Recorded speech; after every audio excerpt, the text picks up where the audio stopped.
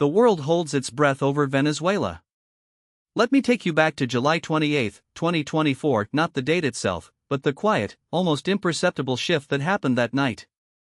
Nicolas Maduro, standing before a crowd of supporters in Caracas, declared victory in Venezuela's presidential election. The official tally gave him 51% of the vote, just enough to avoid a runoff. The opposition, led by Edmundo Gonzalez and the formidable Maria Corina Machado, cried fraud. The United States, the European Union, and a dozen Latin American nations refused to recognize the result.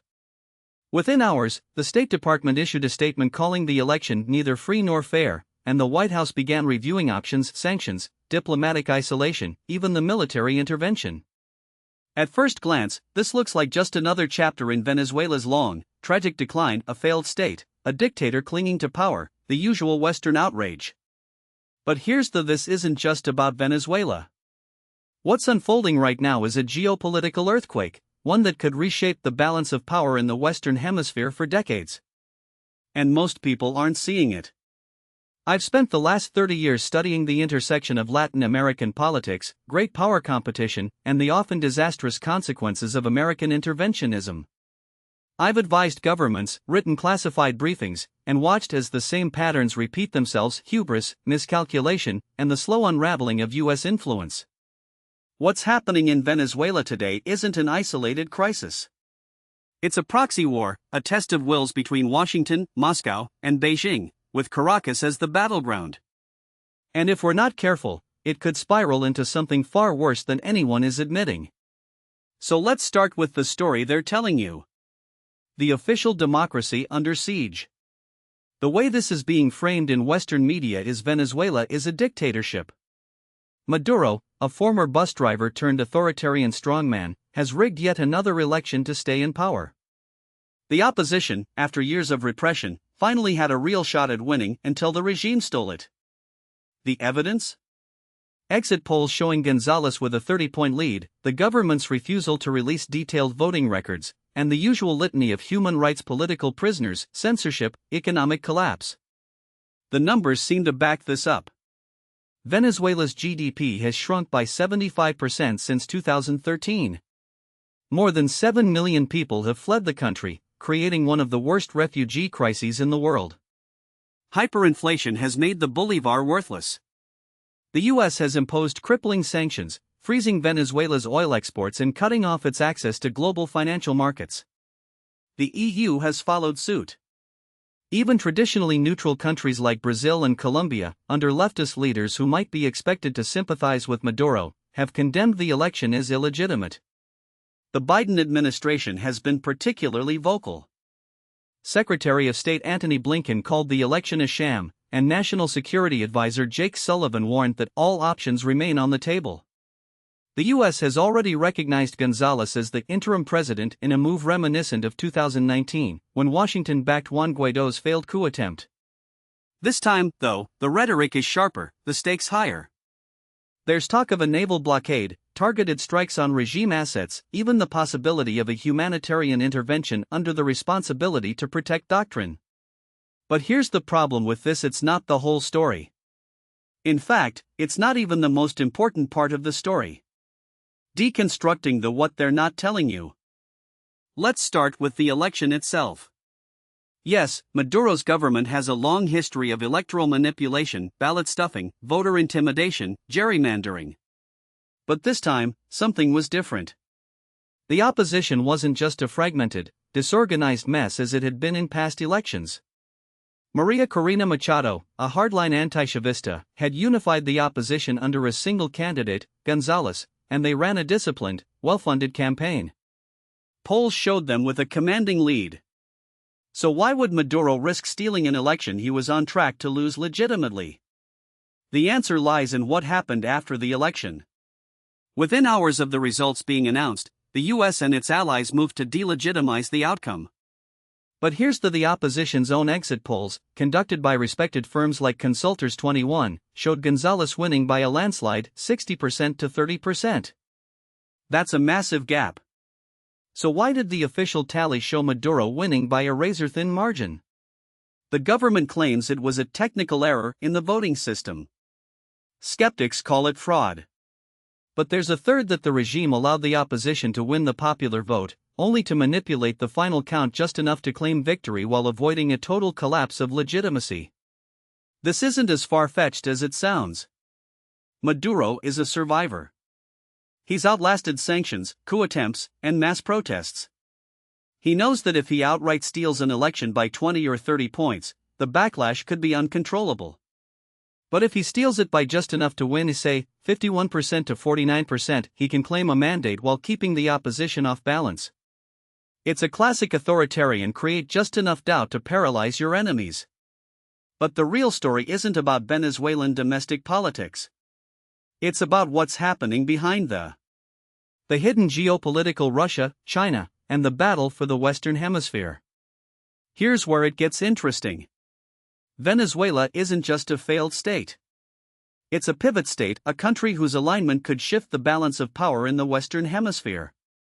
And right now, three major powers are locked in a high-stakes struggle over it: the United States, Russia, and China.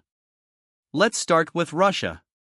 Since 2019, Moscow has been Maduro's lifeline. When the US imposed oil sanctions, Russia's Rosneft stepped in, buying Venezuelan crude at a discount and reselling it on the global market. When the US froze Venezuela's gold reserves in the Bank of England, Russia helped launder them through its own financial system. And when the Trump administration nearly launched a military intervention in 2019, Russia sent in Wagner Group mercenaries and advanced S-300 air defense systems to deter a US strike. Why? Because Venezuela is Russia's beachhead in the Western Hemisphere. It's a way to project power right into America's backyard, to force Washington to divert resources and attention away from Ukraine, the Middle East, and the Indo-Pacific. And it's working. The US has spent the last 5 years trying to strangle Venezuela's economy, only to watch as Russia and China have filled the void. Speaking of China, Beijing's involvement is even more consequential. Venezuela owes China more than $60 billion, most of it in oil for loans deals that have kept the regime afloat. But China isn't just a creditor, it's a strategic partner. In 2023, China and Venezuela signed a 25-year cooperation agreement, covering everything from infrastructure to military technology. Chinese firms are building ports, railways, and 5G networks across the country. And in a move that should send chills down Washington's spine, China has begun deploying its own private security contractors to protect its investments, effectively creating a parallel military presence in the region. The US response? Sanctions, sanctions, and more sanctions. But here's the thing: they don't work if the target has powerful friends. Russia and China have made sure Venezuela has alternatives, alternative markets, alternative currencies, alternative supply chains. And every time the US tightens the screws, Maduro turns to Moscow and Beijing for help, deepening Venezuela's dependence on them. This is the real geopolitical dynamic at play. The US is trying to isolate Venezuela, but in doing so, it's pushing Caracas into the arms of its adversaries. And the more the US escalates, the more Russia and China double down. The broader unipolarity versus multipolarity. To understand why this matters, we need to step back and look at the bigger picture. For the last 30 years, the United States has operated under the assumption of unipolarity, the idea that it is the sole superpower, capable of shaping the world in its image. This was the logic behind the Iraq War, the Libyan intervention, the pivot to Asia. But that era is ending. We are entering a multipolar world, where power is diffused among multiple centers: Washington, Beijing, Moscow, and rising players like India, Brazil, and Iran. Venezuela is a test case for this new reality. The US sees it as a rogue state that must be brought to heel. Russia and China see it as a strategic asset, a way to challenge American hegemony in the Western Hemisphere. And for the first time in decades, the US is not the only game in town. This is where the historical parallels become important. In 1962, the US and the Soviet Union nearly went to war over Cuba. The Cuban Missile Crisis was, at its core, a struggle over spheres of influence. The Soviets wanted a foothold in the Western Hemisphere, the US was determined to stop them. The result was a tense standoff that nearly ended in nuclear war. Today, we're seeing a 21st-century version of the same dynamic. Russia and China are not trying to invade the US. They're trying to erode its influence, to create a world where no single power can dictate the rules. And Venezuela is their beachhead. The US response has been escalation. But here's the escalation only works if you have the leverage to back it up. And right now, the US doesn't. Military, the illusion of a quick and easy war. Let's talk about the military dimension, because this is where things get dangerous. The US has been flirting with the idea of military action in Venezuela for years.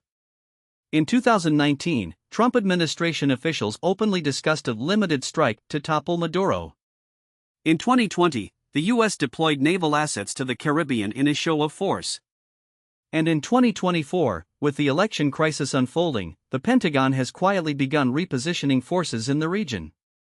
But here's what the hawks in Washington aren't telling: a military intervention in Venezuela would be a disaster. First, the terrain. Venezuela is not Iraq or Afghanistan. It's a country of dense jungles, towering mountains, and sprawling urban centers. The US military is designed for open desert warfare, not counterinsurgency in a tropical environment. And unlike Iraq in 2003, Venezuela has a battle-hardened military. The Venezuelan armed forces have been trained by Russia and Iran. They have advanced air defense systems, anti-ship missiles, and a network of underground tunnels and bunkers. A US invasion would not be a cakewalk. It would be a bloody, protracted conflict. Second, the allies. Russia and China have made it clear that they will not stand idly by if the US attacks Venezuela. Russia has already deployed military advisors and Wagner Group mercenaries to the country. China has warned that any US aggression would have serious consequences. And both countries have the capability to retaliate not just in Venezuela, but globally. Imagine a scenario where the US invades Venezuela, and Russia responds by escalating in Ukraine. Or where China imposes secondary sanctions on US commies. The risks of miscalculation are enormous. Third, the aftermath. Even if the US succeeded in toppling Maduro, what then? Venezuela is a failed state. Its institutions are hollowed out. Its economy is in ruins. Its society is deeply polarized. The US would inherit a country on the brink of collapse, with no clear plan for reconstruction. And unlike Iraq or Afghanistan, Venezuela has powerful external patrons, Russia and China, who would not hesitate to exploit the chaos. The lesson of the last 20 years is military interventions rarely go as planned. They create more problems than they solve. And yet, here we are again, with policymakers in Washington seriously considering the use of force in Venezuela. The domestic political why this is happening now. So why is the US pushing so hard on Venezuela right now? The answer has as much to do with American domestic politics as it does with geopolitics. Let's start with the 2024 election. Biden is in a tight race against Trump, and Florida is a must-win state. Florida's Latino vote, particularly the Venezuelan and Cuban communities, is a key demographic. These voters are deeply anti-Maduro, and they expect the US to take a hard line against the regime. If Biden appears soft on Venezuela, he risks losing their support. But it's not just about Florida. There's a broader ideological battle at play. The Biden administration has framed its foreign policy around the idea of a democratic alliance against authoritarianism. Venezuela is the perfect villain for this narrative, a dictatorship that oppresses its people, flouts international law, and aligns with America's enemies. Taking a tough stance on Venezuela is a way for Biden to signal that he's standing up for democracy, even as his domestic agenda stalls. Then there's the role of key administration figures. Jake Sullivan, the National Security Advisor, is a protege of Hillary Clinton and a firm believer in the liberal internationalist playbook. He sees Venezuela as a test case for American leadership. Antony Blinken, the Secretary of State, is a career diplomat who has spent his entire career trying to restore U.S. credibility after the Trump years. For both men, backing down on Venezuela would be a sign of weakness. And let's not forget the role of Congress. The Republican Party, particularly the hawkish wing led by figures like Marco Rubio and Lindsey Graham, has been pushing for a more aggressive stance on Venezuela for years. They see it as a way to score points against Biden and to rally their base around a foreign policy issue. The result is a perfect domestic political incentives, ideological commitments, and institutional momentum, all pushing the U.S. toward escalation. And none of it is based on a sober assessment of the risks. Scenario: what comes next? So where does this go from here? Let's lay out the most likely scenarios, with their probabilities and consequences. Scenario 1: the frozen conflict. In this scenario, the U.S. and its allies refuse to recognize Maduro's victory, but they stop short of military action. Sanctions are tightened, diplomatic pressure is increased, and the opposition is encouraged to keep protesting. Maduro, meanwhile, digs in, relying on Russia and China to keep the economy afloat. Venezuela becomes a permanent crisis, a failed state on America's doorstep, a source of refugees, and a geopolitical flashbow. This is the most likely outcome, and in many ways, the most dangerous. It ensures that Venezuela remains a thorn in the side of the U.S. for years to come, without offering any clear path to resolution. Scenario 2: the proxy war. In this scenario, the U.S. and its allies begin arming and training the Venezuelan opposition, turning them into a de facto insurgency. Russia and China respond by increasing their support for Maduro, creating a low-intensity conflict that could escalate at any moment. Think Syria, but in the Western Hemisphere. This is the scenario that keeps me up at night. A proxy war in Venezuela would be a disaster for the region. It would destabilize Colombia, Brazil, and the Caribbean. It would create a new front in the global struggle between the U.S. and its adversaries. And it would risk spiraling into direct confrontation. Scenario 3: the military intervention. This is the nightmare scenario. The U.S. launches a limited strike against regime targets, or even a full-scale invasion. Maduro is toppled, but the country collapses into chaos. Russia and China retaliate, either directly or through proxies. The conflict spreads beyond Venezuela's borders, drawing in other regional players. This is the least likely scenario, but it's not impossible. The U.S. has a long history of military adventurism in Latin America. And with the right combination of domestic political pressure and geopolitical miscalculation, it could happen again. Scenario 4: the diplomatic breakthrough. In this scenario, the U.S. and its allies engage in back-channel negotiations with Maduro, offering sanctions relief in exchange for political reforms. Russia and China, eager to avoid a direct confrontation, encourage Maduro to compromise. A power-sharing agreement is reached, and Venezuela begins a slow, painful process of reconstruction. This is the best-case scenario, but it's also the least likely. The U.S. has burned too many bridges with Maduro, and the domestic political incentives in Washington are pushing in the opposite direction. The grand strategy why the U.S. keeps losing. At its core, the crisis in Venezuela is a symptom of a much larger the failure of American grand strategy. For the last 30 years, the U.S. has operated under the assumption that it can reshape the world in its image, that democracy, free markets, and American leadership are the natural order of things. But that assumption has been proven wrong, time and time again. In Iraq, the U.S. toppled a dictator, only to create a failed state. In Libya, it intervened to protect civilians, only to leave the country in chaos. In Afghanistan, it spent 20 years and trillions of dollars, only to watch the Taliban retake power. And in Ukraine, it has poured billions into a war that has no clear endgame. The pattern is the U.S. keeps trying to impose its will on the world, and the world keeps pushing back. Venezuela is just the latest example. The problem isn't that the U.S. lacks power. It's that it lacks wisdom.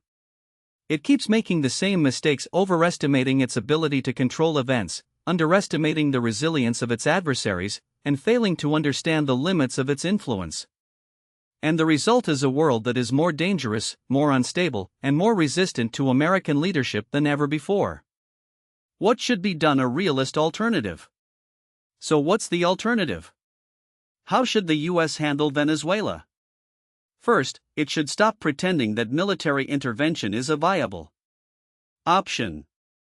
The last time the U.S. seriously considered invading Venezuela was in 2019, when John Bolton, then National Security Advisor, openly mused about sending 5,000 troops to Colombia as part of a humanitarian mission. The idea was quickly shelved, not because of moral qualms, but because the Pentagon ran the numbers and realized it would require at least 150,000 troops to stabilize the country, a commitment larger than the Iraq War at its peak. Venezuela isn't Grenada or AMA, it's a nation of 28 million people with a well-armed military, a population hardened by decades of economic collapse, and a terrain that would make counterinsurgency a nightmare. The US learned this lesson the hard way in Vietnam, Afghanistan, and Iraq. Why would Venezuela be any different? Now, what most people don't realize is that the US has already been waging a kind of shadow war in Venezuela for years, not with boots on the ground, but through economic strangulation, cyber operations, and proxy forces. The 2019 coup attempt, led by Juan Guaidó with the backing of the Trump administration, was just the most visible example. Less known is the role of U.S. Special Operations Forces in training and equipping Colombian and Venezuelan dissident groups along the border. In 2020, the U.S. even deployed a small contingent of Marines to Guyana, ostensibly for joint exercises, but with the unspoken purpose of sending a message to Maduro. These are the kinds of low-cost, high-deniability operations that Washington prefers until they spiral out of control. Here's the uncomfortable: the U.S. has no good military options in Venezuela, but that doesn't mean it won't try something reckless. The real danger isn't a full-scale invasion, it's a miscalculation. A drone strike gone wrong, a proxy force that turns on its handlers, a naval blockade that accidentally sinks a Russian or Iranian vessel. These are the kinds of incidents that can escalate into something far worse. And in a country where Russia has deployed nuclear-capable bombers, China has established a satellite tracking station, and Iran has sent military advisors, the risk of a broader conflict is very real. Let me explain why this matters beyond Venezuela's borders. The crisis isn't just about oil or democracy, it's about the future of U.S. hegemony in Latin America.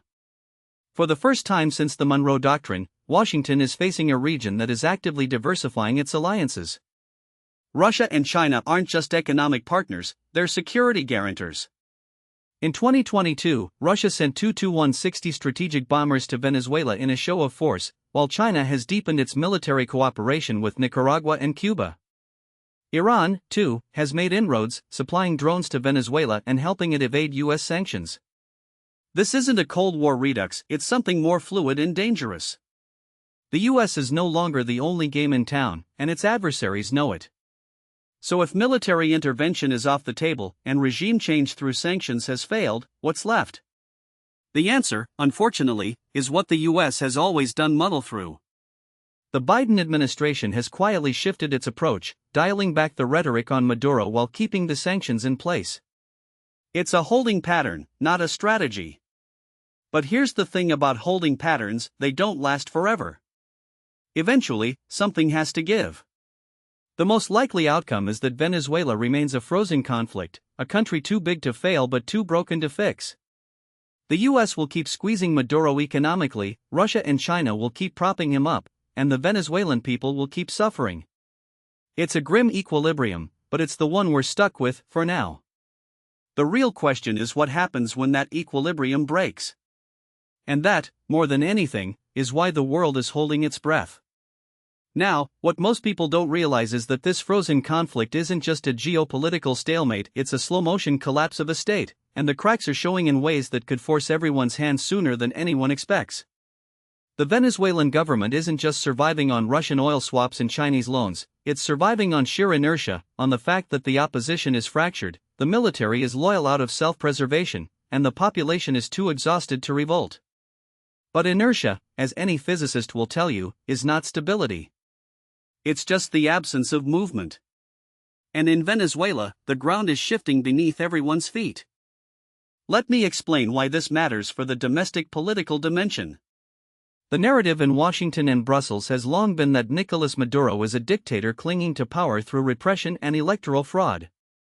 That's true, but it's also incomplete. The uncomfortable truth is that Maduro has managed to maintain a fragile coalition of interests that keeps him in Miraflores Palace, and that coalition is far more complex than most outsiders appreciate. It's not just the military, though the generals are certainly part of it. It's the balaburdija, the new elite that emerged from the revolution, the businessmen who've made fortunes through state contracts and currency arbitrage. It's the Chavista base in the barrios, who still believe in the revolution's ideals even as they suffer its failures. And it's the international allies Russia, China, Iran, Cuba who have a vested interest in keeping Maduro afloat, not out of ideological solidarity, but because his survival is a strategic necessity for them. Here's where the scenario projections get interesting. The conventional wisdom is that Maduro will either be ousted in a coup, forced into a negotiated transition, or collapse under the weight of his own incompetence. But I don't buy any of those outcomes, not in the short to medium term, at least. The military has no incentive to turn on him. The opposition is too divided to mount a credible challenge. And the regime has proven far more resilient than anyone predicted. So what's left? A slow, grinding decay, punctuated by periodic crises that force the world to pay attention before fading back into the background. Take the 2024 presidential election, for example. The US and its allies have spent years pushing for free and fair elections as the path to a democratic transition. But here's the Maduro doesn't need a fair election to stay in power. He just needs the illusion of one. And he's gotten very good at that. In 2018, he won re-election in a vote that was widely condemned as a sham, but he still got his mandate. In 2020, the opposition boycotted the legislative elections, and Maduro's party took control of the National Assembly. Now, with the 2024 vote looming, the regime is already setting the stage. The opposition's most popular candidate, Maria Corina Machado, was barred from running in 2023. The Electoral Council is stacked with loyalists. And the government has made it clear that any foreign interference, real or perceived, will be met with a crackdown. So what happens if Maduro wins again? The US and the EU will denounce the election as fraudulent, but they won't have a plan B. Sanctions will remain in place, but they've already failed to dislodge the regime. The opposition will be demoralized, and the international community will be forced to either recognize Maduro's legitimacy or double down on a failed strategy. My bet is on the latter. The Biden administration has already shown it's willing to engage with Maduro when it suits its interests, like when it temporarily eased oil sanctions in 2022 in exchange for vague promises of electoral reform. That deal fell apart, but it proved that Washington is open to transactional diplomacy, even with a government it officially considers illegitimate.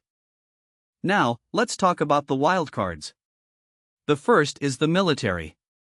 The armed forces have been the backbone of Chavismo since Hugo Chavez first took power in 1999. But the military is not a monolith. There are factions, some loyal to Maduro, others to Diosdado Cabello, the powerful National Assembly president. There are mid-ranking officers who are disillusioned with the regime's corruption but fear retribution if they speak out. And there are the colectivos, the armed civilian groups that act as the regime's enforcers in the streets. The question: at what point does the military's loyalty become unsustainable? If hyperinflation spirals out of control again, if food shortages worsen, if the regime can no longer pay its soldiers, then all bets are off. But we're not there yet. For now, the generals are still getting their cut, and that's enough to keep them in line. The second wild card is the opposition. The Venezuelan opposition has a long history of infighting, but in recent years, it's shown flashes of unity, like when Juan Guaidó was recognized as interim president by over 50 countries in 2019.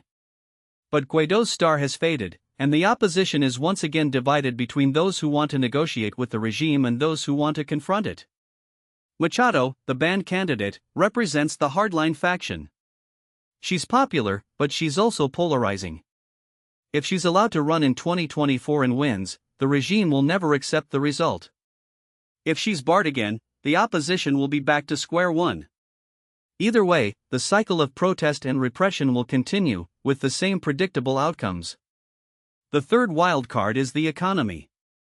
Venezuela's GDP has contracted by over 75% since 2013, and the country is now one of the poorest in the Western Hemisphere.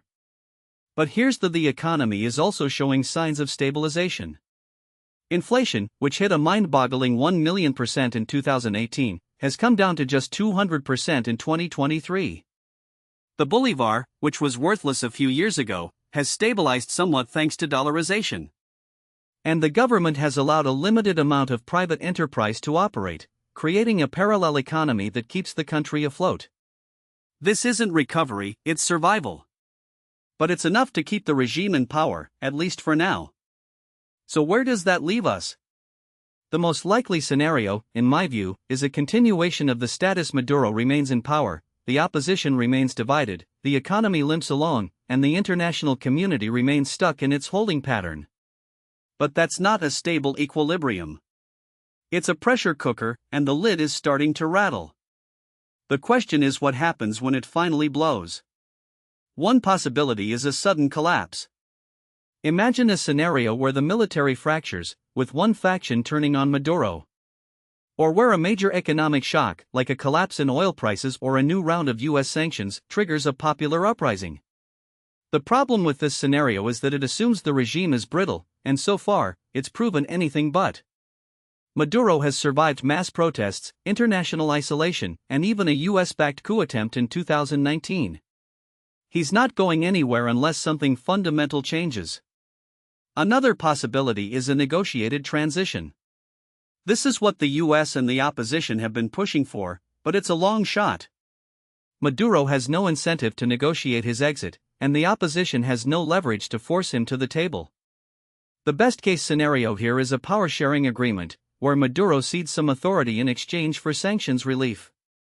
But even that would require a level of trust that doesn't exist between the two sides. The most dangerous scenario is escalation. If the US or its allies decide that the status quo is unsustainable, they might be tempted to take more aggressive action like a naval blockade, cyber attacks, or even covert support for a military coup. But as we've seen in the past, these kinds of actions often backfire. The Bay of Pigs invasion in 1961 didn't topple Castro, it strengthened him. The US invasion of Iraq in 2003 didn't bring democracy, it brought chaos. And in Venezuela, the risk of unintended consequences is even higher, given the presence of Russian, Chinese, and Iranian assets in the country. So what's the endgame? In the short term, I don't see one. Venezuela will remain a frozen conflict, a country where the government is too weak to govern effectively but too strong to be removed.